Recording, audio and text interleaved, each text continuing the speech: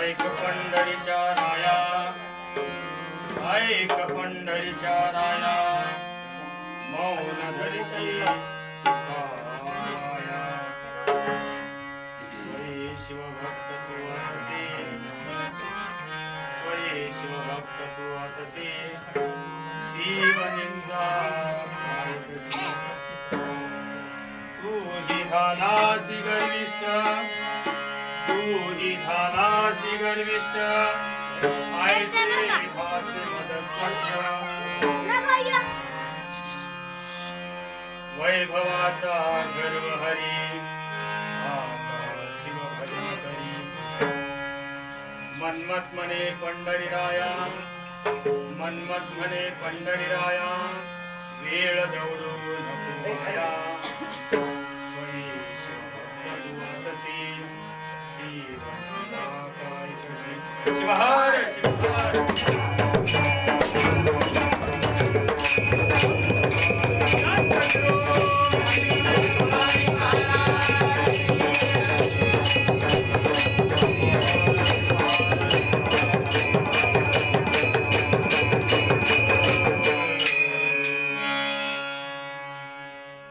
ऐक पंढरीच्या राया, मौन धरिसी तुका वाया.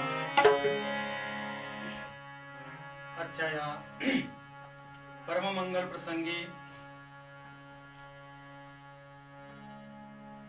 गजर शिवनामाचा या असलेल्या उपक्रमामध्ये आजपर्यंत चालत आलेले 124 संकीर्तन आणि त्या 124 संकीर्तनाच्या नंतर येणारा आजचा जो काही भाग आहे तो 125वा. आणि ह्या उपक्रमाच्या द्वारे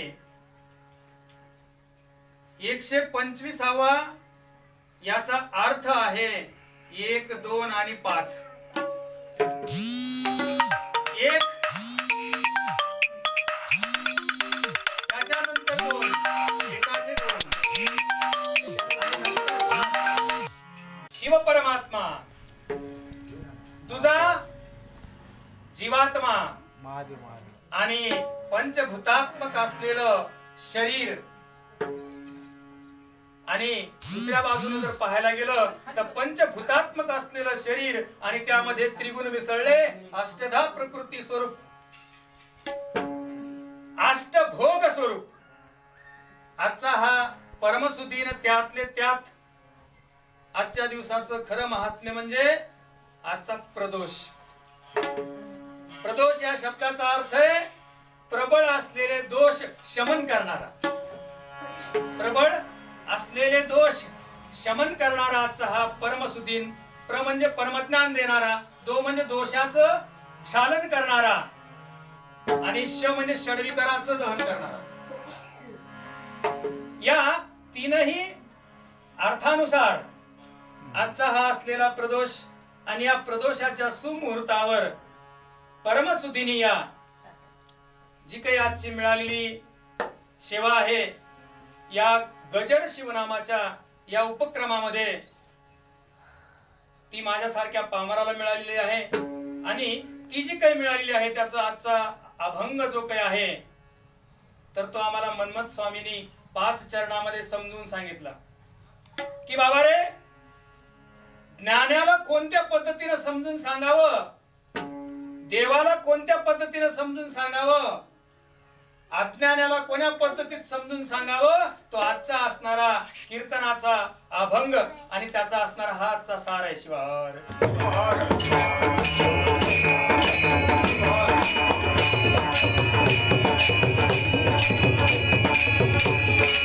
या उपक्रमामधून मिळालेला अभंग ऐक पंढरीच्या राया. या ऐक पंढरीच्या राया या अभंगासाठी आजचा दिवस निवडला गेला. आणि आजचा दिवस निवडून माझी या ठिकाणी उपस्थिती लावायला लावली ते पहिले आपल्याला समजून सांगणारे आणि उपक्रम चालवणारे फक्त गजर शिवनामाचा पाहिजे बरं का. काय सांगितलं त्यांनी? शिवनामाचा गजर सांगितला का? नाही. शिवकुमार स्वामीजी नळेगावकर यांनी राष्ट्रसंत सद्गुरू शिवलिंग शिवाचार्य यांच्या प्रेरणेनं तसंच डांगे सर असणारे आमचे त्यांच्या अनुमोदनानं बीड जिल्ह्याचे असणारे गोरोबा काका, त्यानंतर शिवानंद गिरी गुरुजी वगैरे वगैरे असणार त्यांचं मंडळ आणि ह्या सर्व जणांच्या मंडळानं हा कार्यक्रम राबवलेला आहे तो लाईव्ह फेसबुक रूपानं. आणि या फेसबुक रूपामधून मिळत असलेलं हे संकीर्तन सर्व समाज बांधवाला या लॉकडाऊनच्या आणि गती रोखल्यामुळं, धर्माची गती या लॉकडाऊन रोखल्यामुळं आणि ह्या पद्धतीचं असणारं प्रसारण करण्याचं त्यांनी ठरवलं. त्या ठरवलेला असताना माझ्याकडे असणार हा 5 चरणाचा अभंग आहे. असो, हा अभंग आपण सोडवण्याचा प्रयत्न करूया. शिवहर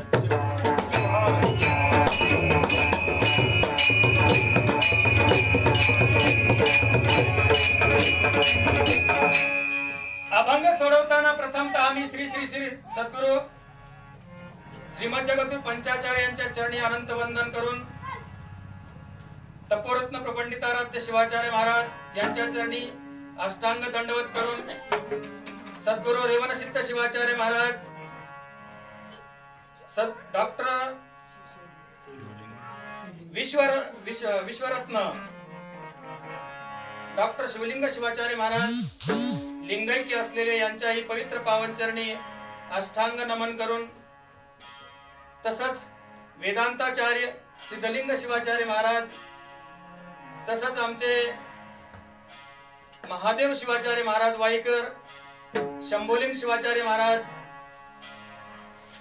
अंबाजोगाईकर, नंदकिशोर शिवाचार्य महाराज सोनपेटकर, तसंच काशीनाथ शिवाचार्य महाराज पाथरीकर, करबसव शिवाचार्य महाराज वसमतकर, दिगंबर शिवाचार्य महाराज वसमतकर आणि जे काही पंचपीठामधून ज्यांनी आचार्य पद प्राप्त केलेलं आहे अशा सर्व आचार्यांच्या चरणी नतमस्तक होऊन, गजर शिवनामाच्या या उपक्रमामध्ये आजपर्यंत ज्या ज्या काही माहेश्वर मूर्तींनी आपली सेवा दिली ते जंगम मूर्ती यांनाही माझा अष्टांग दंडवत करून,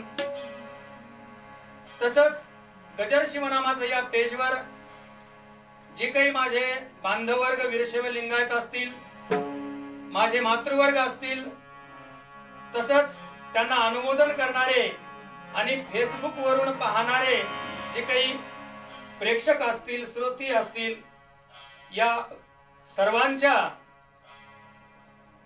हृदयामधील चित्शक्तीला पुनश्च एकदा अभिवादन मी करतो. तसंच या ठिकाणी उपस्थित असलेले संगीत अलंकार आमचे लिमराज पाटील, युसुफ वडगावकर, तसंच संगीत विशारद असलेले आसाराम महाराज कापसे, तसंच या ठिकाणी वादक तबला विशारद असलेले राजाभाऊ तळेकर, तसंच आमचे किरण शिंदे मदंगाचार्य आणि माझे बांधव वर्ग या ठिकाणी उपस्थित असलेले आणि मातृवर्ग, या सर्वांच्या हृदयामधील चित्शक्तीला अभिवादन करतो. तसंच यांना सगळ्यांना ज्यांनी काही अनुमोदन दिलं असे असणारे संत शिरोमणी शिवयोगी मनमत माऊली यांना शतशः या ठिकाणी नमन करतो. तसंच शिवसंत लक्ष्मण महाराज यांच्याही चरणी अनंत प्रणिपात मी या ठिकाणी करतो. तसंच महात्मा बसवेश्वर याच्याही चरणी समर्पित माझं मस्तक आहे. या शिवक्षेत्रामध्ये विराजमान असलेला भगवान शिवदैवत त्यालाही या ठिकाणी वंदन करून आजच्या या सेवेला आणि सुरुवात करूया. शिवहर शिवहर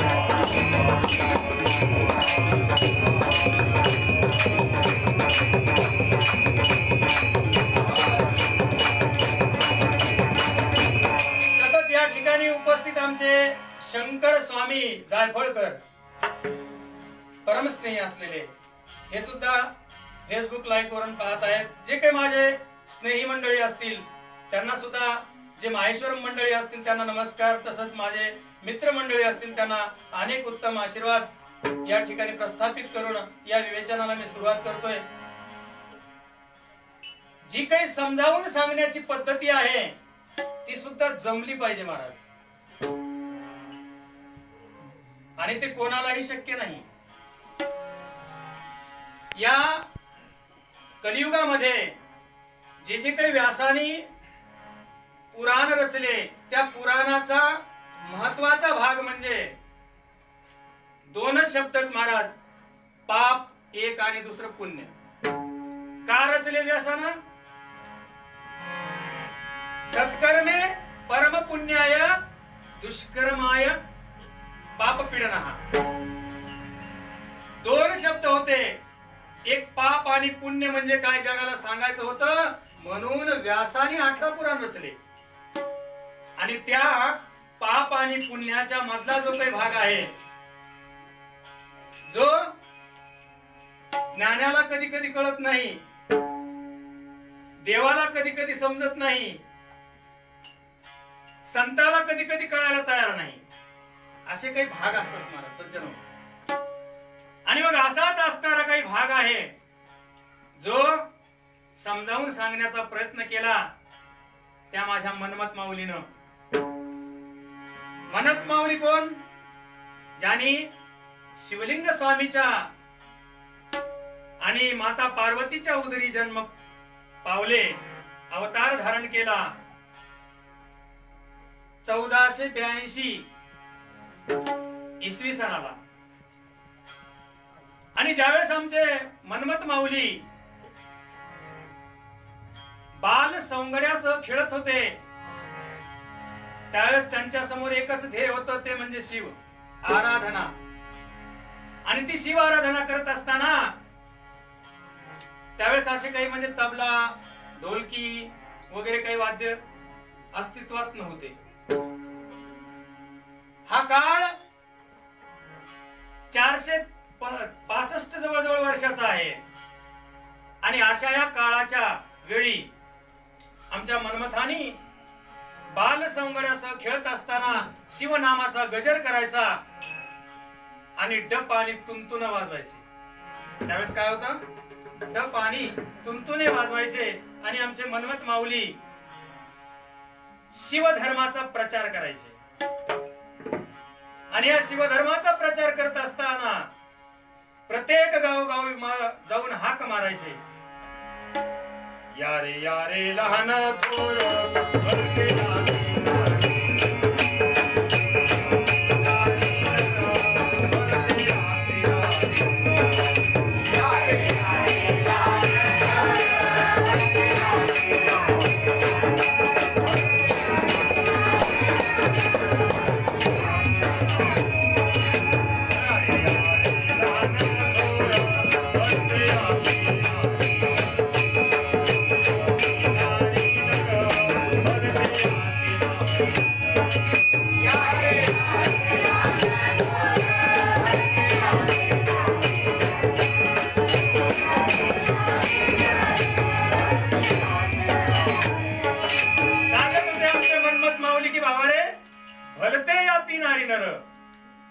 इथं जाती धर्म कोणताही उरवलेला नाही आमच्या मनमत माऊलीनं. का? सर्वांना शिवपूजन आहे, सर्वांना शिव आराधना आहे आणि सर्वांनी शिवपूजन करण्याचं योग्य आहे. आणि असे असणारे मनमत माऊली डप तुंतुन घेऊन लावण्या म्हणायचे कधी, पोवाडे गायचे कधी. देवीचा असणारा जोगवा मुळपीठ वासिनी म्हणून सुंदर प्रकारचं त्याने रचलेला आहे. रचना भरपूर केलेल्या आहेत आणि त्या रचनेच्या द्वारे जगाला उपदेश करत आमचे मनमत माऊली आणि पंढरपूर मध्ये आले. शांतलिंग स्वामीचं भेट घेतलेली आणि भेट घेऊन पंढरपुरामध्ये गमन केलं, प्रवेश केला. आणि प्रवेश केल्याच्या नंतर पाहिलं आमच्या पंढरपूर मध्ये हरिभक्तीचा महापूर ओसंडून वाहत होता. आणि अशा हरिभक्तीच्या पुरामध्ये आणि आमच्या मनमत माऊलीनं प्रवेश केला. आणि प्रवेश केल्याच्या नंतर मनामध्ये विचार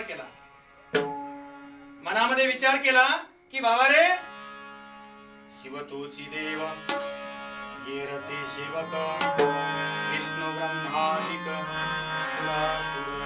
सांगितलं बाबा रे, शिव तो असणारा देव आहे आणि बाकी इतर असणारे सगळे असणारे सेवक आहेत.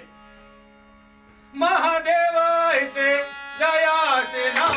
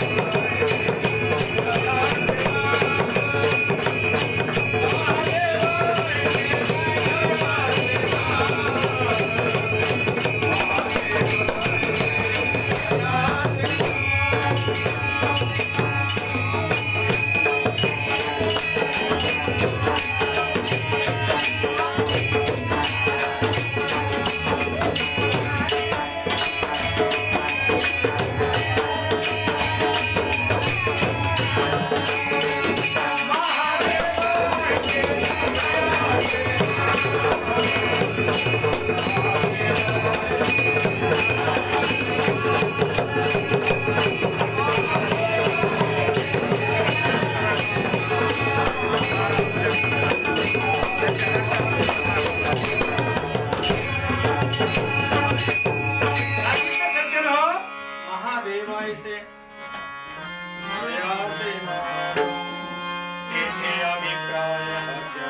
सांगितलं बाबा रे की महादेव का म्हटलेलं आहे, कारण का तो सर्व देवाचा देव आहे.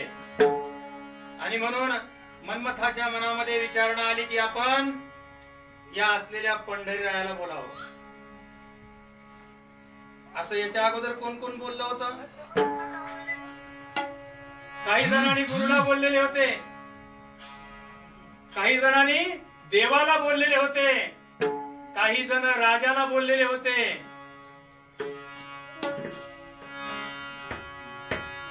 आता याच्यामध्ये जे काही संत आहेत त्या संतांना कोण बोललेले आहे? त्यावेळेस आमच्या राजा जनकाच्या राजधानीमध्ये, ज्यावेळेस जनकाच्या राजधानीमध्ये शुकाचार्य आले, त्यावेळेस शुकाचार्यांनी दूताकरवी जनक राजाला सांगितलं, जा मी शुक आलो म्हणून सांगा.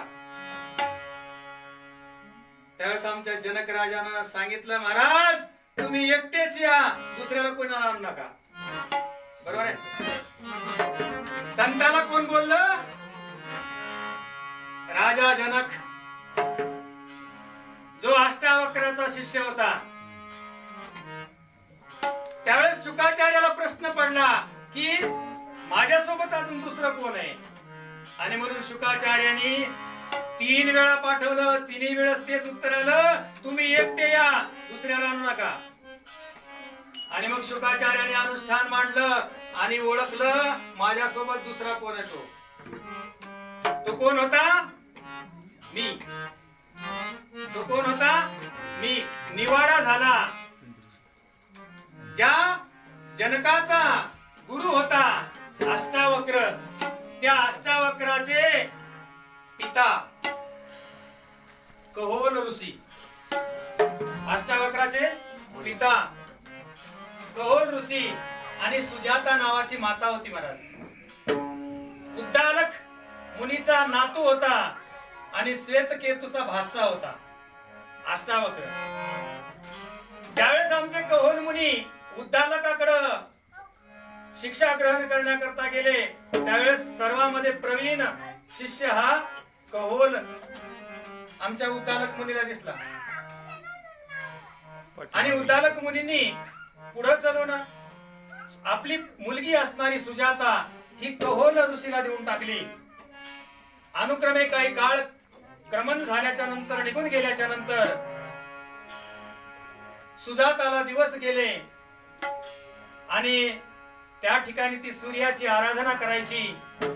एकीकडं उद्दालक मुनी सर्व ऋचा त्या ठिकाणी म्हणायचे आणि शिक्षण मिळायचं त्या ठिकाणी सर्व आश्रमामध्ये. त्याचे संस्कार आसनावर गर्भावर पडले आणि असंच करत असताना 6व्या ते 7व्या महिन्यामध्ये आमच्या विद्येसाठी जीवाचं रान करावं लागतंय. आणि जीवाचं रान करत असताना आमच्या कहोल ऋषीनं रात्रंदिवस त्याच्या ऋचा म्हणायच्या, अभ्यास करायचा. आणि असं करत असताना एके दिवशी आमच्या कहोल ऋषीच्या ऋचा चुकल्या. आणि कहोल ऋषीच्या ऋचा चुकल्याच्या नंतर आमच्या अष्टावक्रानं सांगितलं, ओ महाराज तुम्ही अशा चुका का करालात? तुम्ही जे काही ऋचा म्हणालात त्या चुकीच्या म्हणालात. गर्भामधून आमच्या अष्टावक्रानं उद्गार काढले. कहोल ऋषीला राग आला. सांगितलं, मूर्खा तू वाकडं तिकडे बोलतोस? गर्भामध्ये असून सुद्धा 8 ठिकाणी वाकडा होशील, मी तुला शाप देतोय. आणि त्या ठिकाणी अष्टावक्राचा जन्म झाला. गर्भामध्ये पित्याला समजून सांगणारा माणूस म्हणजे अष्टावक्र.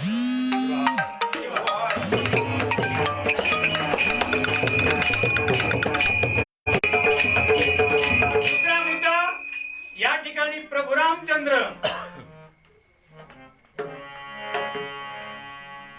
आणि वाल्या कोळ्याला वाल्या असणारा अंगद आणि वालीचं युद्ध होत होतं, सुग्रीव आणि वालीचं. आणि त्या युद्धामध्ये प्रभू रामचंद्रानं वालीला मारलं, बाण मारला. आणि बाण मारल्याच्या नंतर वालीनं प्रभू रामचंद्राला विचारायला सुरुवात केली, महाराज कोणता अपराध माझा आहे, कोणता अपराध माझा आहे. त्यावेळेस आमच्या प्रभू रामचंद्राला शब्द सांगता आले नाही, शब्द सांगता आले नाही. त्याच्यानंतरचा दुसरा भाग, कृष्ण परमात्मानं पण केला होता, मी शस्त्र हातात धरणार नाही. आणि ज्या वेळेला भीष्मावर आमच्या कृष्णानं शस्त्र उगारलं, त्यावेळेस अर्जुन पळत आला आणि सांगितलं, हे प्रभू थांबा, का करताय प्रभू, हे का करताय तुम्ही? अहो तुम्ही पण घेतलाय, तुम्ही या ठिकाणी वचन दिलेलं आहे की मी शस्त्र हातात घेणार नाही. आणि आता देवाला समजून सांगणारा अर्जुन आणि हे सगळं समोर घडत असताना मौन धारण करणारा भीष्म, मौन धारण करणारा भीष्म. ज्यावेळेस आमच्या द्रौपदीचं वस्त्रहरण होत होतं, त्यावेळेला द्रौपदी असणारी दुःखामध्ये विवळ होऊन मागणी करत होती सगळ्याकडं, हे भीष्माचार्य, हे भीष्म पितामह, मला वाचवा, मला वाचवा. हे द्रोणाचार्य, हे कृपाचार्य, मला वाचवा. पण समोर अन्याय घडत असताना सुद्धा मौन रूप धारण करून भीष्म आणि द्रोण आणि कृपाचार्य पाहत होते. महाराज काय होतं पुढं? अन्याय घडत होता, अनाचार घडत होता. आणि हे अनाचार घडत असताना सुद्धा मौन धारण करणारे भीष्माचार्य, कृपाचार्य, द्रोणाचार्य. त्यावेळेला आमच्या द्रौपदीने विचारलेलं आहे, का आमच्या भीष्माला बोलता आलं नाही महाराज, कृपाचार्याला बोलता आलं नाही, द्रोणाचार्याला बोलता आलं नाही. त्याच्याही पुढं जाऊन जर सांगायचं म्हटलं तर प्रभू रावण असलेला आमचा, त्या रावणाला विभीषणानं समजून सांगण्याचा प्रयत्न केला, विभीषणानं समजून सांगण्याचा प्रयत्न केला, परंतु रावणानं तोही ऐकला नाही. मंदोदरी मौन होऊन पाहत होती, तिचा पर्यायच नव्हता काय. मला समोर अन्याय अत्याचार घडायला लागलेला आहे, तरीही पण मौन होऊन पाहत होती आमची मंदोदरी. समोर अन्याय अत्याचार होत होता, तरीही भीष्म, द्रोण आणि कृप हे पाहत होते मौन होऊन. आणि असंच आमच्या मनमत माऊलीनं जगावर उपकार करत करत करत, जगाला उपदेश देत देत देत आणि विठ्ठलाला बोलायला सुरुवात केली, पांडुरंगाला बोलायला सुरुवात केली. कारण का एकच तो संत आहे जो देवाला समजून सांगतोय.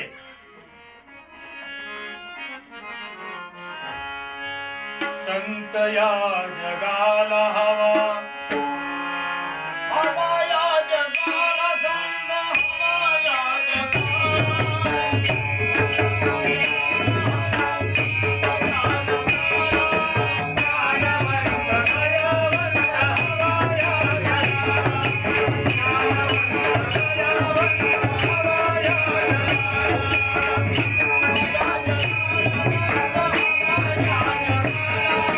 संत या जगाला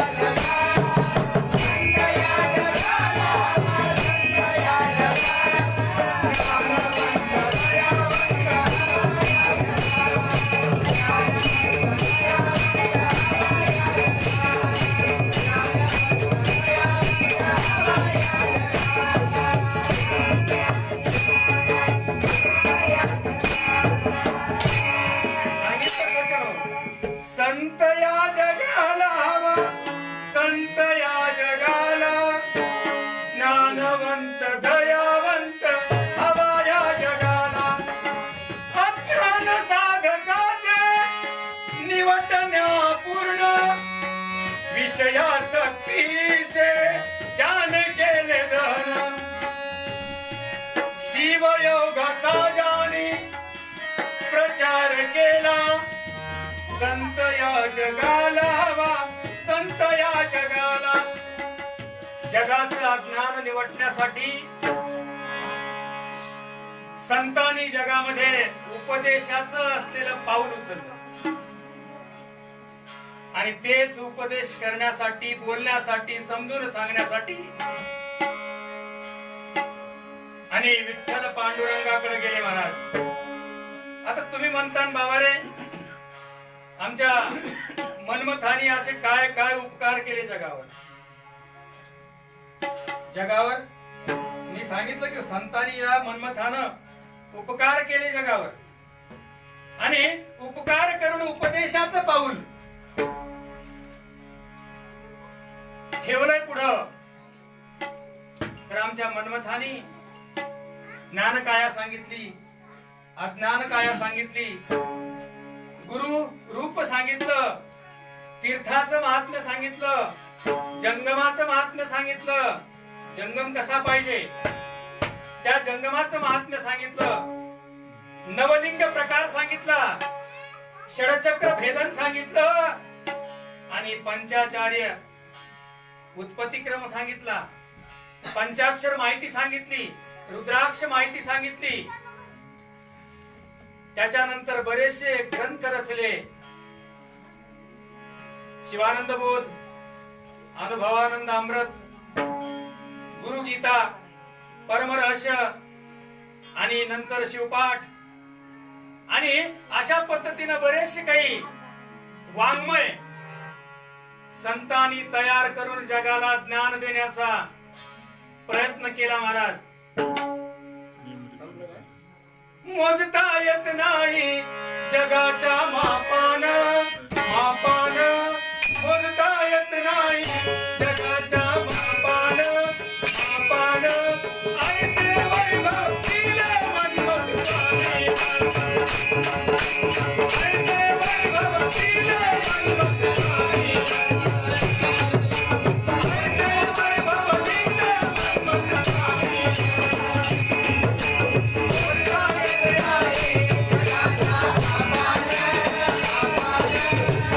जगाच्या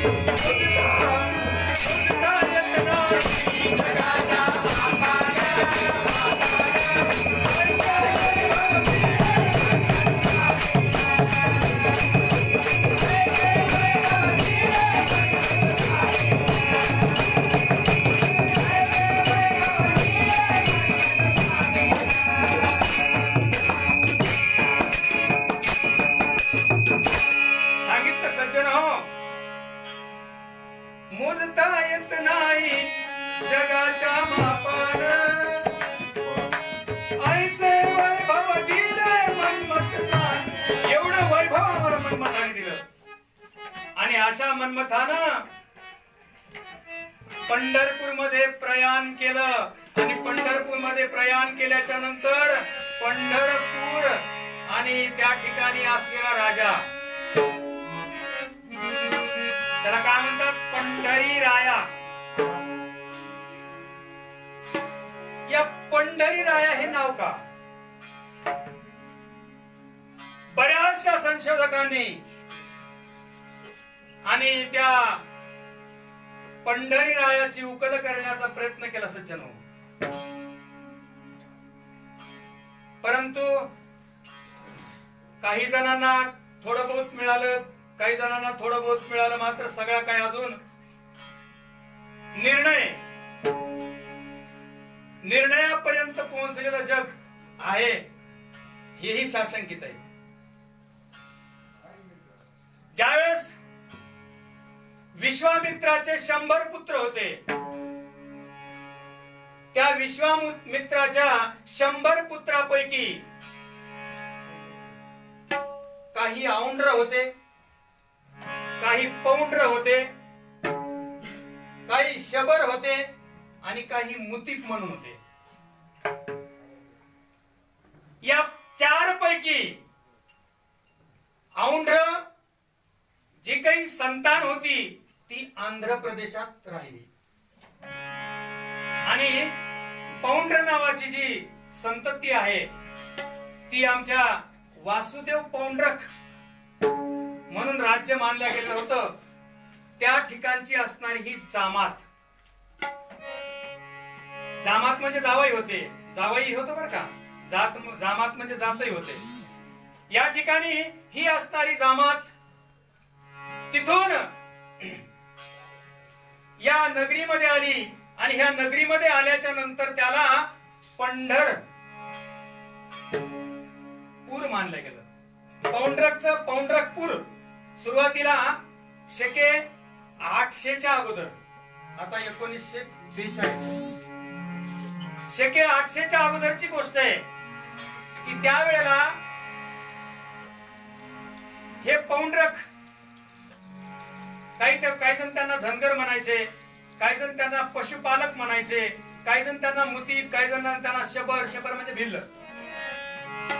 आणि ह्या पद्धतीनं ती जाती असणारी या ठिकाणी आलेली आणि आल्याच्या नंतर तिथं पुंडरीकेश नावाचं शिवलिंग मंदिर आहे.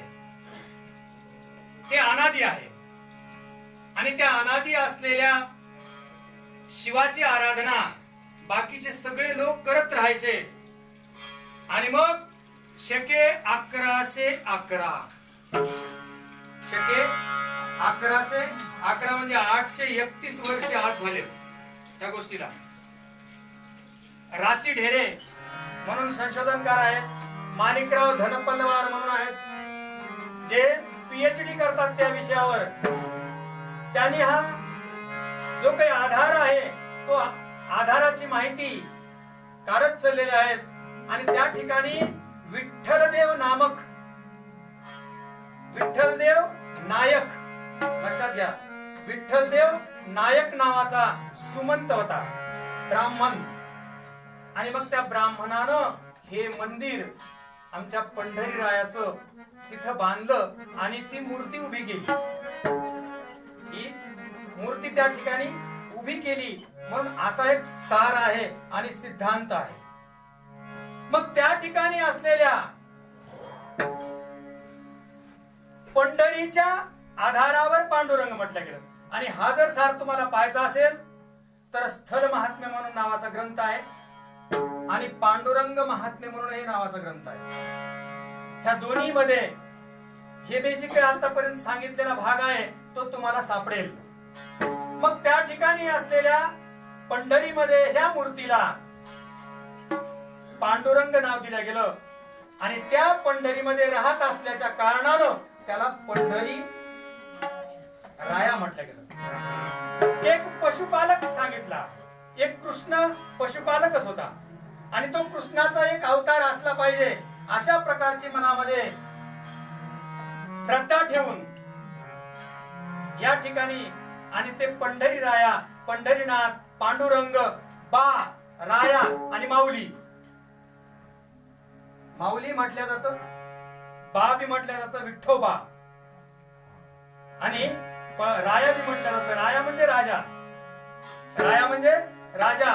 या ठिकाणी असलेला पंढरीचा राया आणि त्या पंढरीच्या रायाच्या भक्तीमध्ये जनसागर ओथंबून भक्ती करत होता. आणि अशा भक्तीमध्ये भक्ती करू द्या, हरकत नाही. भक्ती करण्याला कोणाचं मनाई नाही. भक्ती करायची तर कोणाची मनाई नाही. पण त्या भक्तीमध्ये अपशब्द नसावे, द्वेष नसावा. त्या भक्तीमध्ये षडविकार नसावेत आणि त्या भक्तीमध्ये अहंकार नसावा. त्या भक्तीमध्ये भेद नसावा. असं असताना आमचे मनमत माऊली तिथे गेले आणि मनमत माऊलीनं पाहिलं काही लोक त्या ठिकाणी म्हणायला लागलेत, अलख खोल दे पलक, अलख खोल दे पलक, तेरी दुनिया की झलक. बम बोले टेकड़ी वाले, कैलाश के राजा, हमने भरा है चिलिम ताजा, तू भी दम लगा जा जा. आता मला सांगा माऊली, या ठिकाणी शंकरानं कधी गांजा वाढलेला पाहायला घ्या लोकांनी? शंकराने गांजा वाढलेला नाही पाहिला. काही लोक म्हणतात मंथन झालं, काही लोक काय म्हणतात मंथन झालं आणि मंथन झाल्याच्या नंतर विष निघालं आणि विष निघाल्याच्या नंतर बाकी सगळ्या लोकांना माघार घेतली आणि म्हणले जाऊ दे, म्हणले हे भोळा देव आहे, म्हणले एवढे, म्हणले खाऊ दे तेवढे. त्याला काय म्हणले? भोळा आहे. उपहासात्मक बोलतात महाराज काही काही.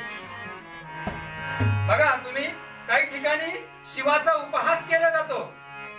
आता बऱ्याचशा ठिकाणी कीर्तनकार लोक सांगतात की बाबा रे, पंढरपूरला एकादशीला शिव भगवान आले.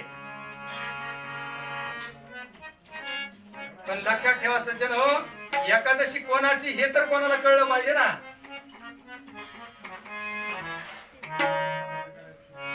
एकादश रुद्राणाम श्लोक आहे.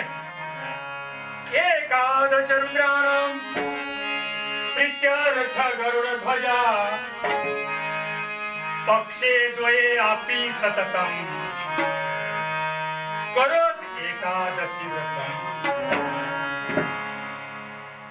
काय सांगितलं की एकादशी 11 रुद्रासाठी प्रमाण आहे माझ्याकडे महाराज, ग्रंथाचा पुरावा आहे. काय सांगितलं त्यांनी की एकादश रुद्राणाम प्रीत्यर्थ गरुड ध्वजा, पक्षद्वये अपि सततम, पक्षातल्या दोन्हीही आणि नेहमी, करोत एकादशी व्रतम.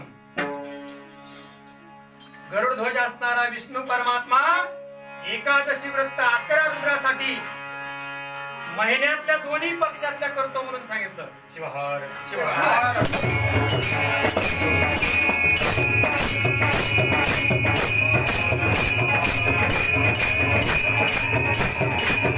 आणि मग हेच लोक काय सांगतात की बाबा रे, भगवान शिव यात्रेला आले आणि यात्रेला आल्याच्या नंतर त्यांना जागाच नाही भेटली आणि जागाच नाही भेटली. मग काय केलं? मग पांडुरंगाला म्हणले.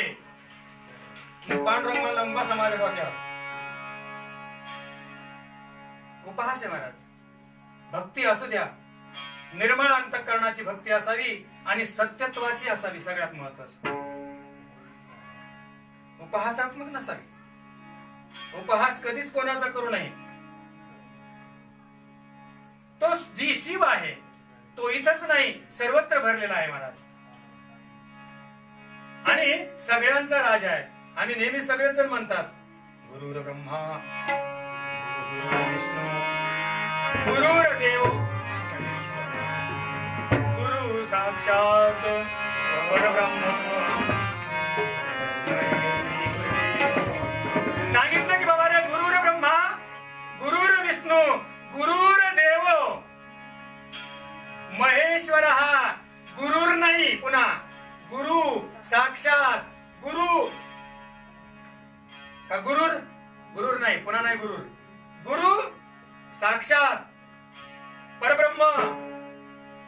आमची संत मंडळी बरीचशी म्हणते महाराज गुरुर साक्षात, गुरु साक्षात आहे, गुरु साक्षात परब्रह्म. तस्मै श्री गुरु नमः. गुरु ब्रह्मदेव आहे, गुरु विष्णू परमात्मा आहे, पण त्या गुरुचा देव गुरुर महेश्वरा म्हटले का नाही, तिथं देव घातलं. देण्यास पात्र असलेला, देणारा, ज्याच्याजवळ देण्याचं सामर्थ्य आहे त्याला गुरु म्हटलं. आणि म्हणूनच आमच्या निवृत्ती महाराजांना सुद्धा, या ज्ञानेश्वराने सुद्धा निवृत्ती रूपी शंकराला गुरु केला. देण्याची पात्रता त्याच्याकडे आहे आणि म्हणून त्याला देव म्हटलं. आणि तो महादेव आहे, पण उपहास केला जातो महाराज. काही जण बिडी वळतात आणि बिडी वळत असताना सांगतात हे देवा टाकडम टुकडम महापुण्यम, एक एक झुरका गंगा स्नानम शापित बिडी कन्यादानम.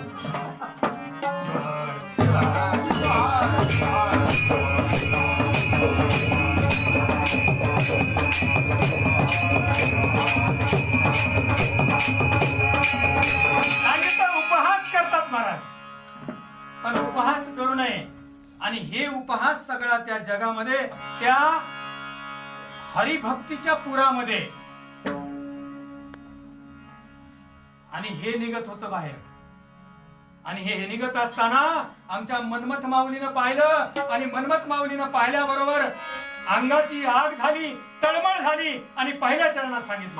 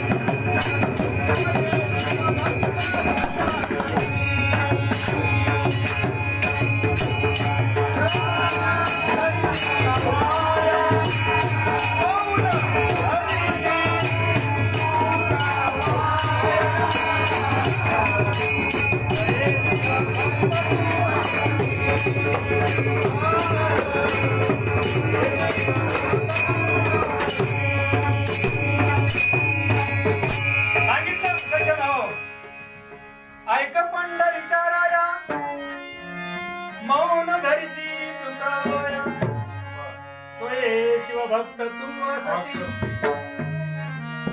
हे पंढरीराया ऐक, तू का असं मौन धरलंस? मौन मनुष्य का धरतो महाराज? मौन का धरतो माणूस? समोर अत्याचार अनाचार चालत असताना सुद्धा मनमथ माऊली आमचे गणाचारानं बोलायला लागले. आणि गणाचाराचं वैशिष्ट्य, जर एखाद्या आपल्या आराध्याचं विडंबना आपल्या समोर होत असेल तर एक तर पुढच्याचा निपात करावा, आणि आपलं तेवढं सामर्थ्य नसेल तर तिथून निघून जावं, म्हणजे ती निंदा ऐकू नये. याला गणाचार म्हणावं. आणि ह्या अनाचारावर प्रहार करत आमच्या गणाचाराचा आमच्या मनमथ माऊलीने विचारलं, का मौन आहेस? आता मौन राहण्याचे 3-4 कारण असतात महाराज. एक तर काय ना काहीतरी स्वार्थ असतो म्हणून माणूस मौन बसतो. काहीतरी स्वार्थ असतो म्हणून मौन बसतात. पुढे अनाचार झाला काय? दुसरं सहनशीलता म्हणून मौन बसतात. तिसरं त्यांचं अन्न ग्रहण केलं म्हणून मौन बसतात. आणि चौथं समोरचा जर दुष्ट, कळलं का पाटील? मौन धैर्यशी तुका वाया. अरे धडधड तुमच्या समोर अनाचार व्हायला लागलेला आहे, अत्याचार व्हायला लागलेला आहे, आणि त्या अत्याचारासमोर तुम्ही मौन बसता आणि अत्याचार होऊ देता पुढचा का? पंढरीराया आणि आमच्या मनमत माऊलीनं प्रश्न विचारला मला. मौन म्हणजे जो गुपचूप बसणे, तोंड बंद करणे.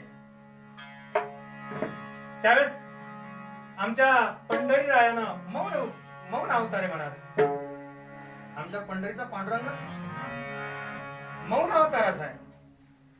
मूर्ती काळी जरी असली तरी पांडुरंग ह्या नावाला साजेस पांढुर रंग, पांढुर रंग, पांढरा रंग त्यांनी धारण केला, विभूती रूपाचा, शिव रूपाचा, म्हणून त्याला पांडुरंग असं नाव दिलेलं असं शास्त्रात आहे पांडुरंगाचं. मग त्या ठिकाणी बाकीच्या बऱ्याचशा काही संतांना त्याला वेगवेगळ्या उपमा दिल्या महाराज. कोणी विठ्ठल म्हटलं, वि शब्दाचा अर्थ आहे ज्ञानी किंवा ज्ञानाला. ठ या शब्दाचा अर्थ आहे जे अडाणी लोक आहेत, जे अज्ञानी लोक आहेत त्यांना जाग्यावर आणण्याचं कार्य करणारा, आणि ल चा अर्थ आहे त्यांना उद्धरून नेणारा. आणि मग ह्या रूपामध्ये बाकीच्यांनी त्याला, बाकीचे जे काही संत मंडळी आहे त्यांनी सगळ्या रूपात त्याला पाहायला सुरुवात केली. काही जणांनी सांगितलं कानडा राजा पंढरी,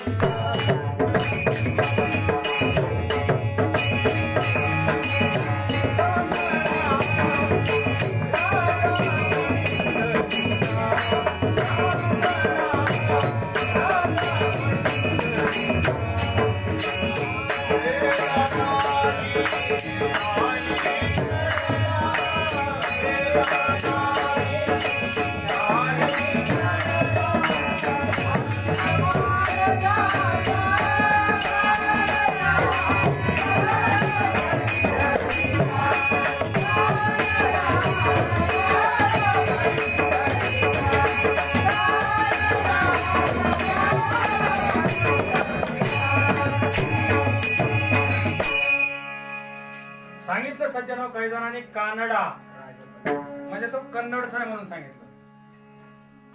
कन्नडी आहे, कर्नाटकी आहे. कानडा हो विठ्ठलू, कर्नाटकू तेने मज लाविलेला वेदू. काही जणांनी सांगितलं तो कर्नाटकू आहे, कानडी आहे, कानडी आहे. आणि काही जणांनी सांगितलं कांदा मुळा भाजी. काही जणांनी कांद्यामध्ये, मुळ्यामध्ये, भाजीमध्ये पाहिलं तर काही जणांनी सांगितलं झाला महार.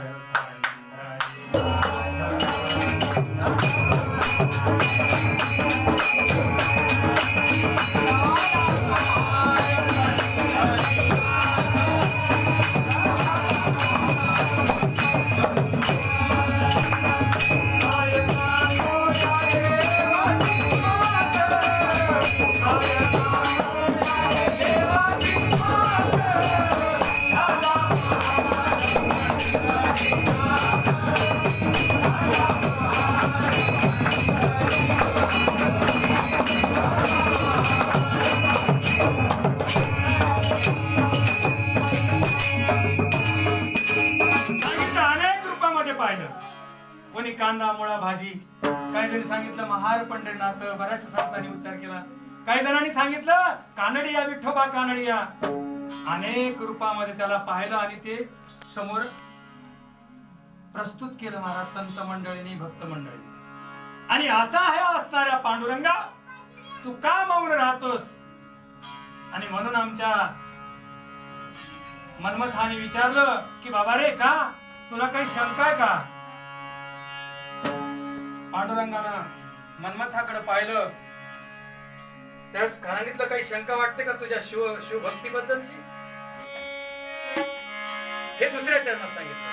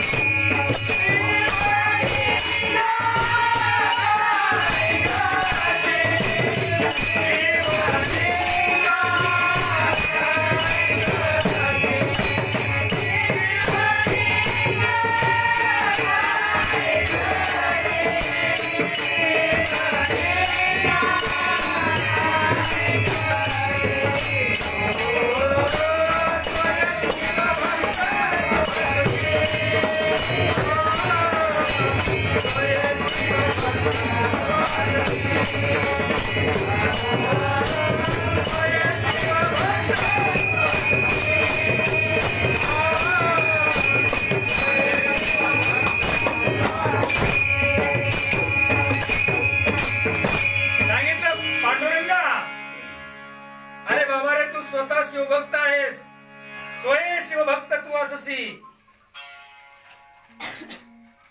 हेही तुला आठवणीत राहिलं नाही का?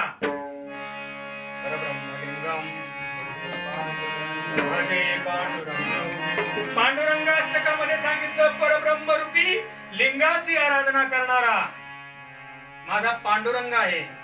एवढंच नव्हे, आमच्या मनमथाने सुद्धा सांगितलं शिवा वाचून आहे कोण? विठ्ठल मस्तकी शिवजान. विठ्ठलाच्या मस्तकावर शिवलिंग एवढंच नाही, जेवढे आमच्या विष्णू परमात्माचे अवतार आहेत त्या सगळ्यांना लिंग धरून या मौळी. विष्णू ब्रह्मांड हे पाळी. विष्णू परमात्माला लिंग धारण केल्याशिवाय ब्रह्मांड पालन करता येत नाही असं सांगितलं गेलं. आणि स्वतः शिवभक्त आहेस. त्यावेळेस पांडुरंगानं पाहिलं मनमथाकडं आणि मनमथानं सांगितलं तूच एकटा नाहीस, सगळे शिवभक्त आहेत. किमती जर करायला गेला तर प्रत्येकाला शिवाची आराधना करावी लागली.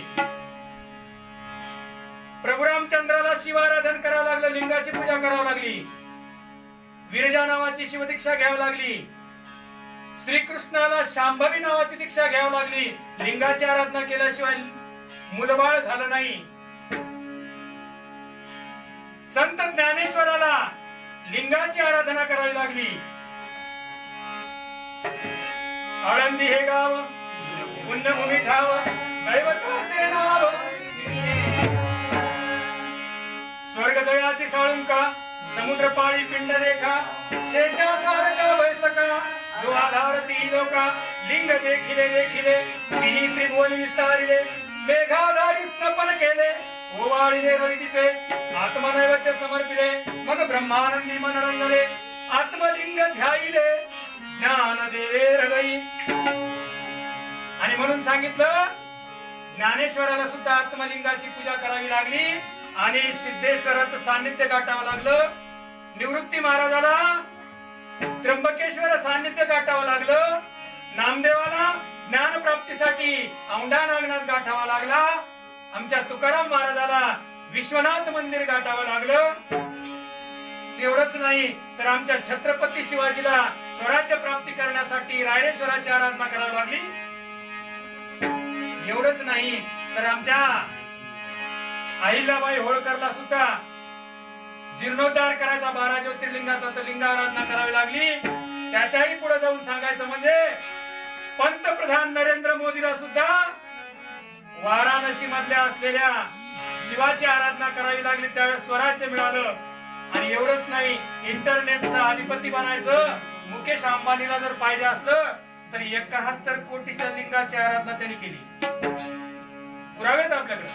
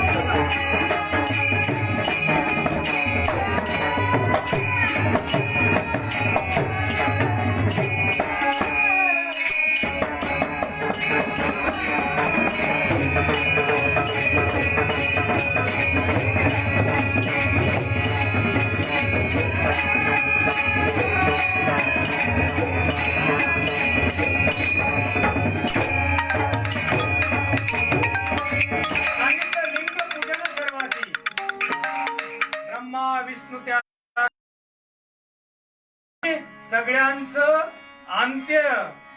अंतिम स्थान लिंगच आहे. वैष्णव संप्रदायात जाळलं तर गंगेवर 10व्याला पिंड करतात आणि इकडं दफन केलं म्हणजे पुरलं तर त्याच्यावर शिवलिंग पिंड ठेवतात. पिंड आणि ती पिंड. गंतव्यस्थान पिंड आहे, गावाची ती शिव आहे, जे शिव आहे. आणि म्हणून तू शिवभक्त आहेस देवा. हे पांडुरंगा, तू शिवभक्त आहेस. आणि एवढं असून तुझ्या ह्या प्रांगणामध्ये सगळेजण असणारी या ठिकाणी काय म्हणले, अपकीर्ती करतात माझ्या शिवाची, अद्वा तत्वा बोलतात आणि तू ऐकून घेतोस. तुला शोभत का रे पांडुरंगा? आणि जे काही लोक निंदा करायले ती निंदा ऐकावी का रे?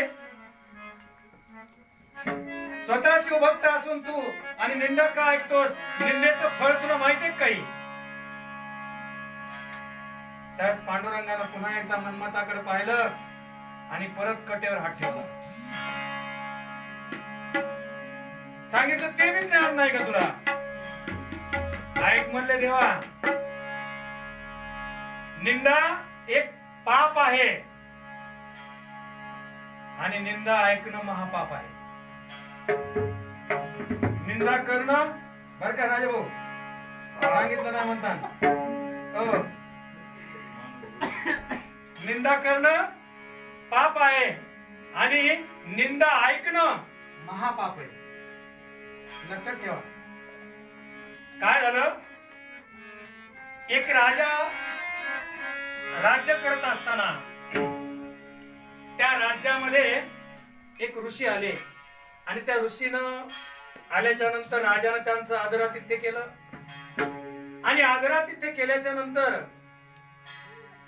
स्नानाला पाणी काढलं, स्नान केलं, संध्या केली आणि जे काही वांछित फलम आपणुती, जे काही त्यांची इच्छा आहे, कधीही आल्याच्या नंतर आतीत आला तुम्हाला काय जेवायचं असं विचारावं आणि ते जे म्हणतील तेच करावं.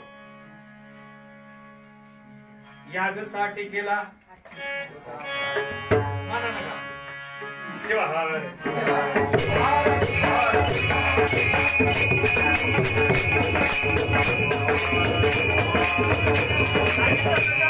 विचारलं जातं. सद्गुरु येवत, संत येवत आणि त्यांना विचारलं जातं की बाबा रे काय घेणार, आणि ती त्यांची जी आवड असेल ती दिल्या जातं. तर ह्या राजानं त्या ऋषीला त्यांची पादपूजा केली आणि सांगितलं प्रभू सांगा काय इच्छा आहे, काय खाण्याची इच्छा आहे. त्यावेळेस आमच्या ऋषीने सांगितलं बाबा रे बाकीचे कोणते पदार्थ करायचे की नाही करायचे हे बघ तू, पण आज मला बासुंदी खायची. काय खायचंय? बासुंदी खायची म्हणले. तुमच्या तोंडाला पाणी येऊ नका. आणि बासुंदी खायची म्हणले आणि बासुंदी खायची म्हणल्यानंतर ठीक आहे म्हटले, काय हरकत नाही. त्या माऊलीनं सोहळ्यात झाली, स्नान वगैरे केलं आणि लिंगपूजा करून स्वयंपाकाला लागली. माऊली स्वयंपाक केला. त्या बासुंदीचा वास येत होता, सुगंध येत होता, त्याचा रुचकरपणा, त्याचा चविष्टपणा आणि त्या घरामध्ये दरवळत होता.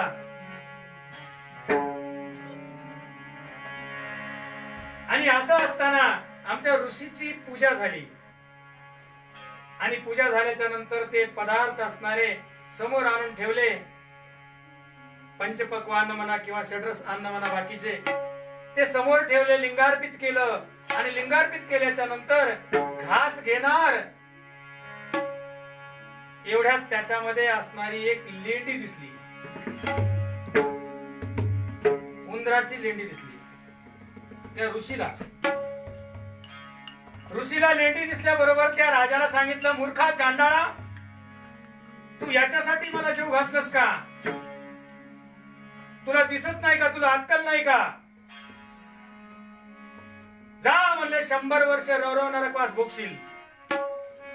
काय सांगितलं राजाला? 100 वर्ष 100 जन्म नरकवास भोगशील. त्यावेळेस राजानं डोळ्यातून अश्रुधारा गळायला सुरुवात केली. सांगितलंय प्रभू, हे देवा, मी तर या ठिकाणी सत्सद विवेक बुद्धीनं भक्ती करण्याचा प्रयत्न केला बर का, पण अनवधानाने कशी काय ही आतमध्ये घाण विष्ठा रूपानं, लेंडी रूपानं गेली हे काय कळायला तयार नाही. देवा मला क्षमा कर बर का देवा. आणि म्हणून तो राजा डोळ्यातून अश्रुधारा गळायला लागलेला आहे. आणि अश्रुधारा गळत असताना त्या ऋषीने सांगितलं माझ्यासमोर नाटक करतोस, रडतोस, मला विष्ठभक्षण करायला लावतोस चांडाळा, आणि मी दिलेला शाप तुला भोगावाच लागेल. त्यावेळेस त्याची पत्नी आली, सांगितलं प्रभू ही जे काही स्वयंपाक केलाय तर या राजानं नाही केला, या माझ्या पतीने नाही केला तर मी केलाय. तुम्ही शाप त्यांना द्यायला करणारी मी आहे. मला शाप भेटू देतो पण माझ्या पतीला देऊ नका बर का प्रभू. आणि म्हणून पत्नी पुढे गेली, रडायला लागली ती सुद्धा. आणि राजाने सांगितलं तुम्ही शाप दिलाय पण यामधून काहीतरी विमोचन होण्यासाठी मला उशाप द्या महाराज, उशाप द्या. त्यावेळेस राजाने सांगितलं एकच करावं लागेल. काय करावं लागेल म्हणले? तुला दुष्ट कर्म करावं लागेल, जेणेकरून लोक तुझी निंदा करतील असं दुष्ट कर्म करावं लागेल. ह्याने सांगितलं प्रभू कोणतं असं दुष्ट कर्म करू जेणेकरून पुन्हा माझं पाप होईल. ते म्हणले मला बाकीचं माहित नाही पण तुला दुष्ट कर्म करावं लागेल. जितकं तू दुष्ट कर्म जास्त करशील तितकं लोक तुझी निंदा करतील, आणि जितकी निंदा करतील तेवढं तुझं पाप धुवून जाईल. आणि म्हणून राजाला सांगितल्याबरोबर ठीक आहे म्हणले प्रभू, काय हरकत नाही.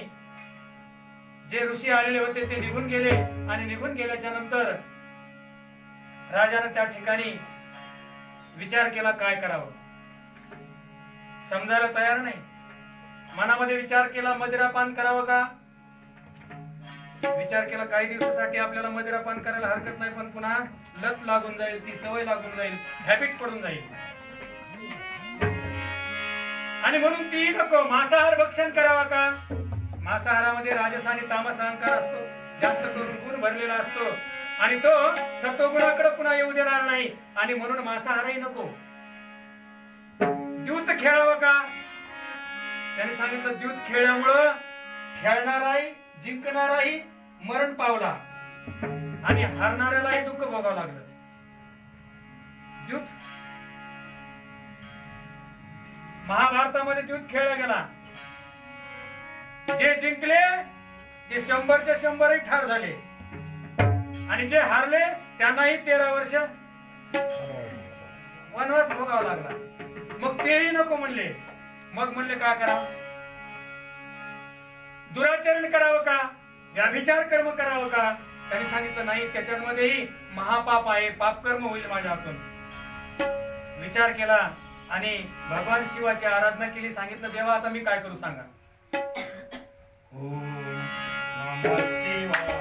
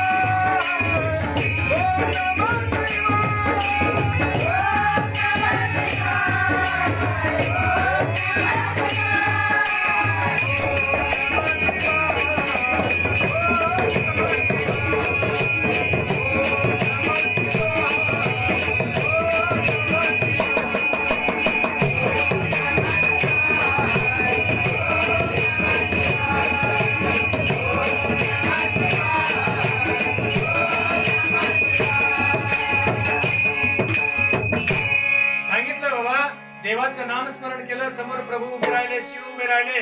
सांगितलं देवा मी काय करू सांगा. ह्या शापामधून विमोचन होण्यासाठी काय करू. त्यावेळेस शंकराने सांगितलं एक कर तू आता. कोणतंही दुराचरण बाकीचं करू नकोस.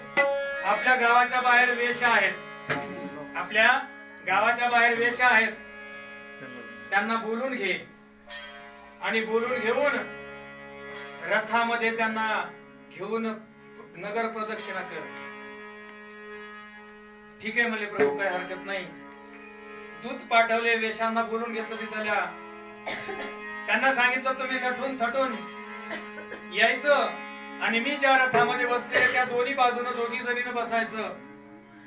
हावभाव करायचे, तिथं नटी सोंग दाखवायचं. कुठवर वेशीच्या दरवाजापर्यंत. ठीक आहे म्हणले राजेसाहेब काय हरकत नाही. आणि मग त्या दोन वेश्या आणि नटून आल्या महाराज. आणि नटून आल्याच्या नंतर दोघीकडून दोघी जरी बसलेल्या राजाच्या अंगावर हात काय टाकलेला, हसायल्यात काय, खिदळायल्यात काय, वेगवेगळे हावभाव करायल्यात काय. आणि तो रथ चालवणारा सारथी पुढं रथ चालवायला लागलेला राजा बसलेला आहे मधामध्ये आणि गल्लीनं रथ चाललेला आहे. आणि मग आमच्या पाटलांनी पाहिलं, मनामध्ये विचार केला अरे अरे अरे अरे राजाची बुद्धी भ्रष्ट झाली बर का. सज्जन असणारा राजा जो दररोज शिवार्चन करायचा त्याच असणार तप संपलं, काही पुण्य संपलं वाटतंय आणि दुराचरण करायला. आणि त्यावेळेस पुढे गेला रथ आमचा. पुढे असणारा राजा भाऊ आमचे बसलेले होते, त्यांनी पाहिलं. अरे अरे म्हणले, काय चांडाळ आहे म्हणले. आणि आता सगळ्या जगाला दाखवायला की काय व्याभिचार कर्म करण्याचं. आणि अशा पद्धतीनं प्रत्येक दारोदारचं मनुष्य आणि महिला मंडळ जे काय आहे, स्त्री मंडळ, त्यांनी राजाकडे बघायचं आणि चकचकाव कोणी कोणी करायचा आणि नाव बोट ठेवायचे महाराज. एक दिवस गेला, 2 दिवस गेला, 29 दिवस संपले. आणि 29 दिवस संपल्याच्या नंतर शेवटी 30वा दिवस राहिला. आणि 30वा दिवस उजाडला. दूत पाठवला. आमच्या वेश्या नटून थटून आल्या. नटण्याचं काही तुम्हाला सांगायचं काम नाही बघा. काय काय करतात ते फेशियल अमुक टमुक आमचे इंदोरीकर महाराज सांगत असतात महिला मंडळाला. किती किलो लागतंय पावडर, किती किलो स्नो, किती किलो. आता स्नो तर राहिलाच नाही, पण ती बसून लावली का फिरून लावली ते पाटील सांगते ना आमचे काय. ती बी आहे त्यांना लावायला. आणि अशा पद्धतीची लावण्याची पद्धती आहे. आणि त्यांच्या शिरमुकुट, ज्या काही जटा आहेत, जे काही केस आहेत बांधण्याचे, कसे ते आमचा इंदुरीकर सांगतो. वक्तव्य करायची जरूरत नाही. त्या पद्धतीने त्या वेशांनी आणि आपलं नटल्या आणि राजाच्या बाजूने येऊन बसल्या. रथ चालला. परत प्रत्येक जण नाव बोट ठेवायला. लेकरं नाव ठेवतात, मुली नाव ठेवतात, सुना नाव ठेवतात, सासूबाई नाव ठेवतात, म्हातारे लोक नाव ठेवायला लागलेत राजाला. आणि असं करत करत करत करत वेशीच्या जवळ 30व्या दिवशी राजा आला. आणि राजा आल्याच्या नंतर वेशी जवळ एका सत्पुरुषाचं घर होतं महाराज. संत माणूस होता आणि त्याचं घर होतं. 29 दिवस असणाऱ्या त्या संताच्या पत्नीनं, त्या विद्वान माणसाच्या पत्नीनं हा राजा वेशांना घेऊन त्या चाललेला हे पाहिलेलं नव्हतं. पण अचानक 30वा दिवस उजाडला आणि शेवट परिक्रमा त्याची राहिलेली होती, थोडीशी राहिलेली. त्या परिक्रमेमध्ये या माऊलीनं पाहिलं, संताच्या पत्नीनं, विद्वानाच्या पत्नीनं, आणि सांगितलं, ओ धनी, ओ मालक, इकडे या, इकडे या. बघा ना, हा राजा बुद्धिभ्रष्ट झाला. राजा व्याभिचार कर्म करायला, राजा दुराचरण करायला राजा. आणि म्हणून त्याच्या पत्नीनं सांगितलं. आणि त्या संतानं उठले जाग्यावरून. तो विद्वान पंडित जो माणूस होता वेशीच्या जवळ, त्याने उठला आणि दारात येऊन पाहिलं. आणि दारात येऊन त्या राजाकडे पाहिलं, त्या वेशाकडे पाहिलं दोघी. आणि कपाळावर हात मारून घेतला. सांगितलं, चांडाळणी का दाखवलंस म्हणले मला, का दाखवलंस. तिने सांगितलं, बघा किती मूर्ख आहे राजा, आणि हा दुराचरण करायला. सांगितलं, जे काही आतापर्यंत पाप होतं त्याचं धुवून गेलेलं होतं 30 दिवसामध्ये. आणि 3 टोपले असणार पाप राहिलं होतं त्याचं. किती? 3 टोपले. त्याच्यातलं एक तुझ्या टोपल्या माथी आहे पाप, आणि 2 टोपले माझ्या माथी बसले बरं का.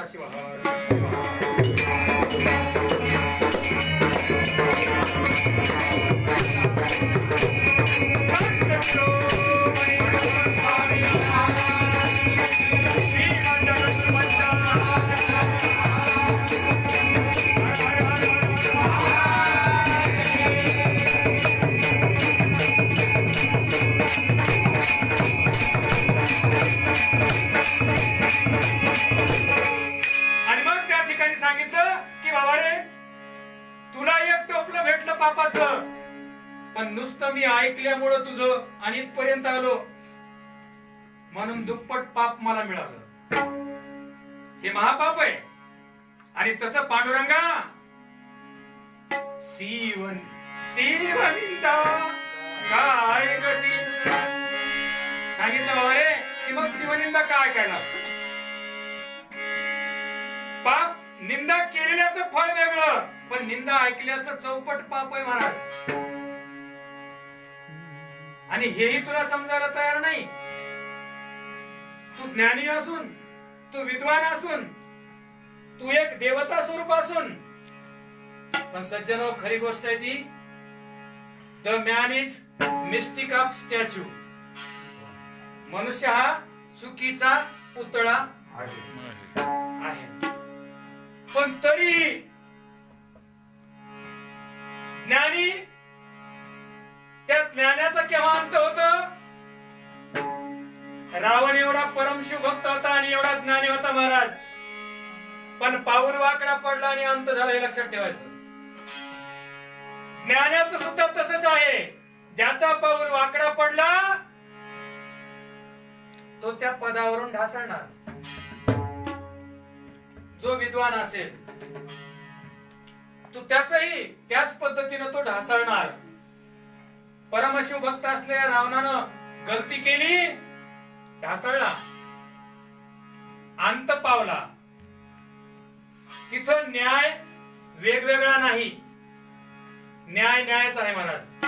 आणि म्हणून सांगितलं the justice is equal to all. न्याय हा सर्वांसाठी सारखा आहे. म्हणून ज्याने जसं कर्म केलं तसं त्याला फळ दिल्या जाणारच. आणि म्हणून पांडुरंगा, हे पंढरीराया, तू शिवनिंदा का ऐकायला? मग त्यावेळेस पांडुरंगानं पुन्हा मौन धारण केलं महाराज. मौन धारण केलं त्यावेळेस तिसऱ्या चरणात सांगितलं,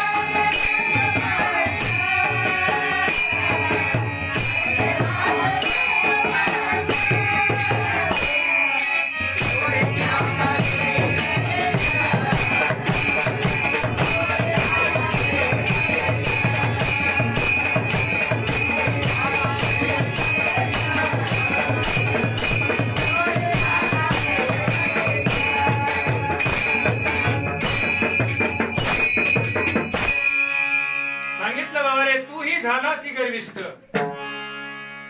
ऐसे भासे वजश्रेष्ठ. आणि ज्यावेळेस मनुष्य गर्विष्ठ होतो, सांगितलं पांडुरंगा मला वाटायला तूही गर्विष्ठ झालास.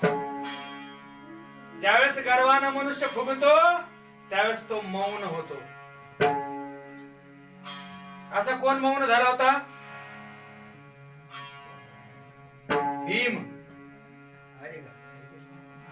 भीम मौन झाला होता, पण त्याचा गर्व हनुमंतानं संपविला. गर्वानं किंवा एखादा श्रीमंत माणूस असू द्या महाराज, तो कोणाला बोलतो का रस्त्यानं? तो त्याचा डवलाच चालतो, तो त्याच्या अहंकारामध्ये चालतो. आमच्या राजाभाऊ सारखं नाव राजा आहे ना, पंढरी राया. सांगायचं तात्पर्य त्या ठिकाणी डामडौल जो आहे तो अहंकाराचा आहे. कोणाला रूपाचा गर्व आहे, कोणाला ज्ञानाचा गर्व आहे, कोणाला आपल्या गायनाचा गर्व आहे, कोणाला वाचण्याचा गर्व आहे. बऱ्याचशा प्रकारचे अभिमान आहेत महाराज. पण पांडुरंगा खरं सांग, ह्याच्यामध्ये तुला अभिमान झाला का? त्याच्यामुळे तू असणार त्या लोकांना बोलत नाहीस का? अरे तुला काय म्हणून समजून सांगाव रे? अरे लिंग पुराणात तूच म्हणलास विष्णू रूपामध्ये आद्य प्रभृती शृणुष्वम, आद्य प्रभृती शृणुत्वम, भ्रमन्तु मम घोषणा. आद्य प्रभृती शृणुत्वम, भ्रमन्ति मम घोषणा. सुवृत्त दुर्विनीतो वा शिव भक्त प्रभुर्मम. सांगितलं लिंग पुराणामध्ये विष्णू उवाच. स्वतः विष्णूनं सांगितलं की हे लोक हो, हे जन हो, माझं ऐका, माझं ऐका आणि जगाला डांगोरा पिटून सांगा. अद्य प्रवृत्ती शृणुत्वम, भ्रमन्तु भ्रमण करा, मम घोषणा माझी घोषणा सांगा. सुव्रत दुर्विनीतो वा, तो सदाचारी असो किंवा दुराचारी असो. शिव भक्त प्रभुर्मम, आणि शिवभक्त हा माझा ईश्वर आहे. शिवभक्त हा माझा ईश्वर आहे. तुम्ही जगाला ठणकावून सांगा, डांगोरा पिटून सांगा, तूच विष्णू रूपामध्ये मानला देवा, हे पांडुरंगा. आणि म्हणून पंढरीनाथाला सांगितलं, आणि इथं तू अभिमान धरायला का? मला हेच वाटतं की तुला अभिमानच झाला म्हणावं काहीतरी. हे सगळं जग तुझं नाव घेऊन आरडायला म्हणून, ओरडायला म्हणून, भक्ती करायला म्हणून तुझी. पण हे बरोबर नाही बर का, लक्षात ठेव देवा. जर याच्यातून तुला पार पडायचं असलं या अभिमानातून, तर सावध हो, जागा हो आणि भजन कर. शंकर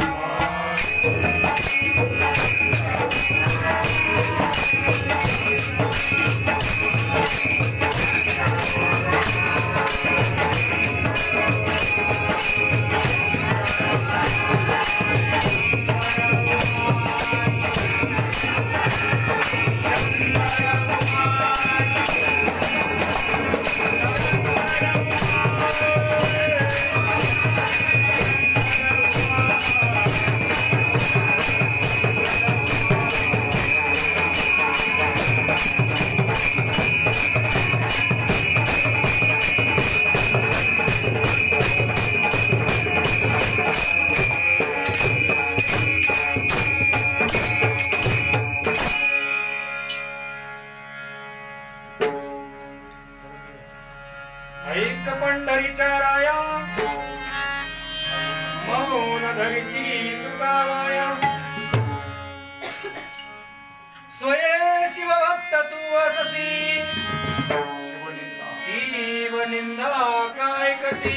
तू ही झालासी गर्विष्ठ, ऐसे भासे मद स्पष्ट. आणि अभंग सोडत असताना 3 चरणापर्यंत सोडवला.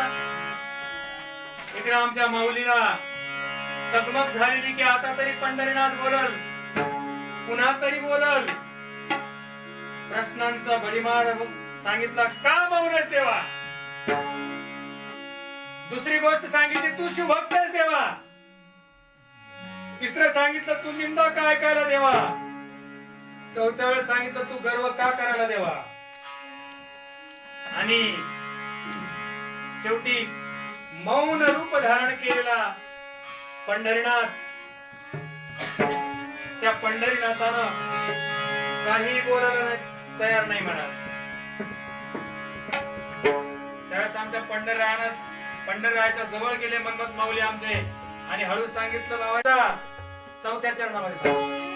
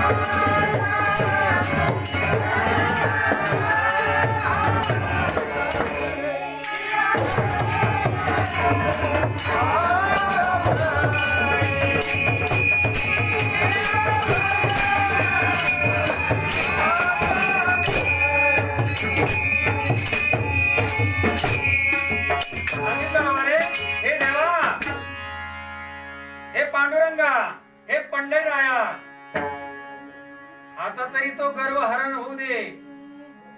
हरवून टाक तो गर्व. तुझी असणारी श्रीमंती, तुझा असणार राजापण, तुझं असणार नाथ पण पंढरीनाथ.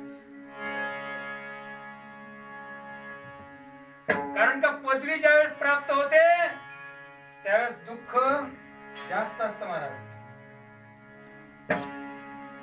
जी काही पदवी तुम्हाला प्राप्त होईल बघा, आपल्यासारख्या माणसाला दुःख कमी आहे.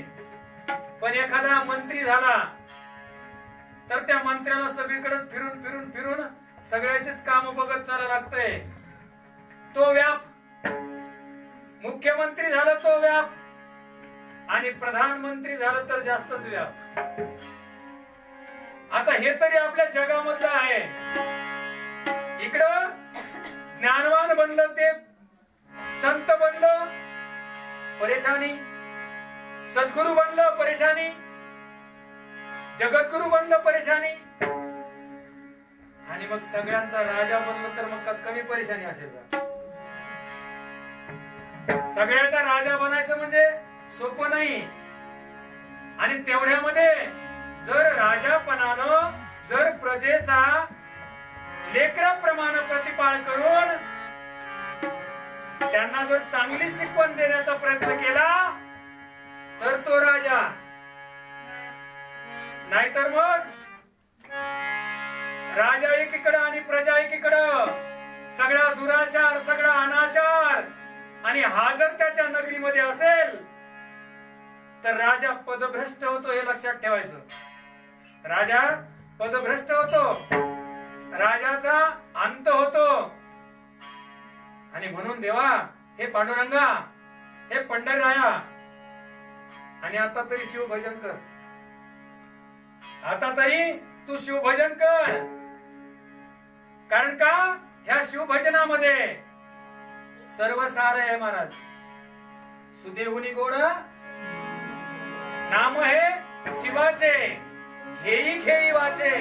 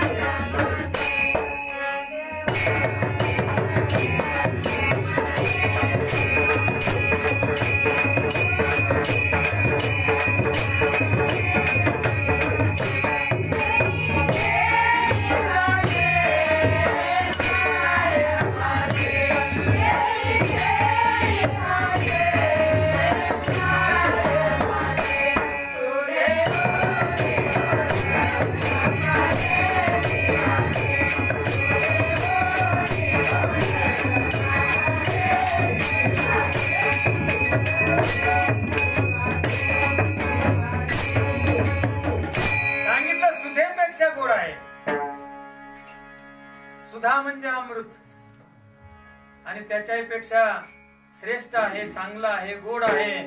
आणि हे घे बाबा तू, आणि हे जर नाही घेतलं तर तुला पदभ्रष्ट झाल्याशिवाय जमायचं नाही बरं का. तू पदभ्रष्ट होशील, पदभ्रष्ट होशील, तुला अवतार संपवावा लागेल हा. आणि म्हणून त्या पंढरीरायाला आमच्या माऊलीनं सांगितलं अरे तू नामस्मरण कर. आणि आता नामस्मरण करण्याला सुद्धा वेळ कमी राहिलेला आहे, वेळ कमी राहिलेला आहे. कारण का हे आयुष्य असणार पळत चाललेलं आहे. सगळे थांबतील पण वेळ थांबत नाही, सगळे थांबतील पण काळ थांबत नाही, सगळे थांबतील पण वय थांबत नाही, होत राहत. आणि म्हणून आमच्या लोकांना वय जरी थांबत नसलं तरी पण लोक असणारे आमचे वाढदिवस साजरा करतात. वाढदिवस म्हणतात, वाढदिवस. कशाचा वाढदिवस? एक एक घडतोय. आणि म्हणून पांडुरंगा तू सावध व्हावं, शिवनाम स्मरण करावं. हे जर तुला पद प्राप्त करायचं असेल तर थोडा अवधी राहिलेला आहे, हे शेवटच्या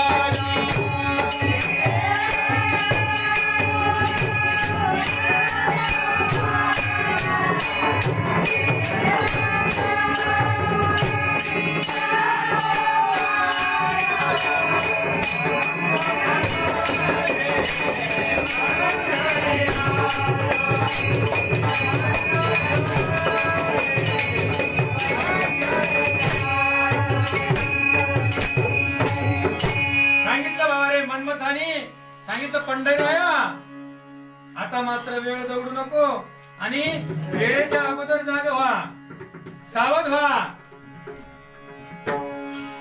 आपण कोण आहोत याचा विचार करावा. सावध होई सावध होई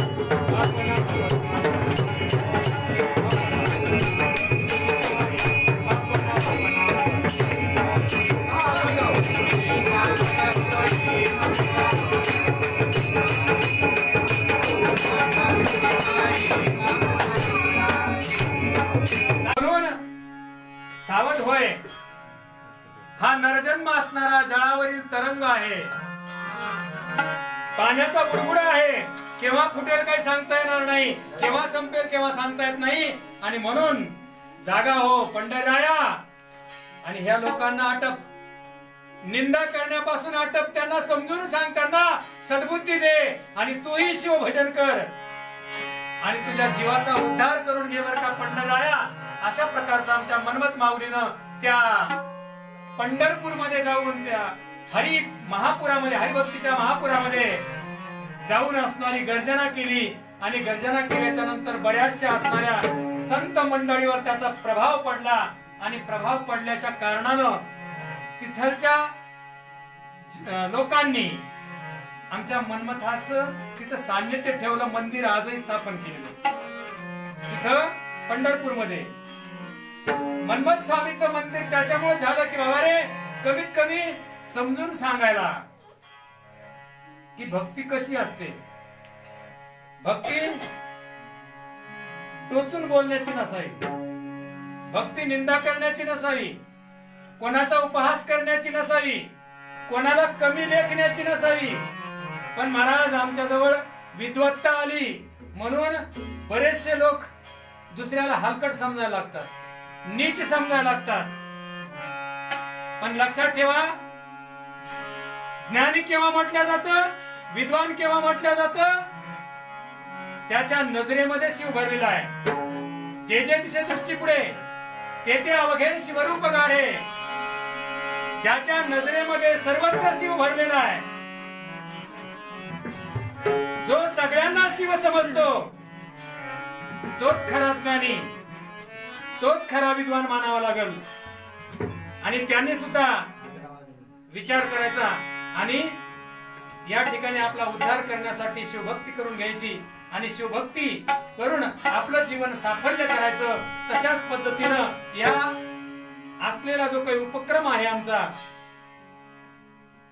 हा जो काही आमचा उपक्रम आहे, या उपक्रमाच्या द्वारे मी या शिवकुमार स्वामी नळेगावकर यांचं आभार मानतो.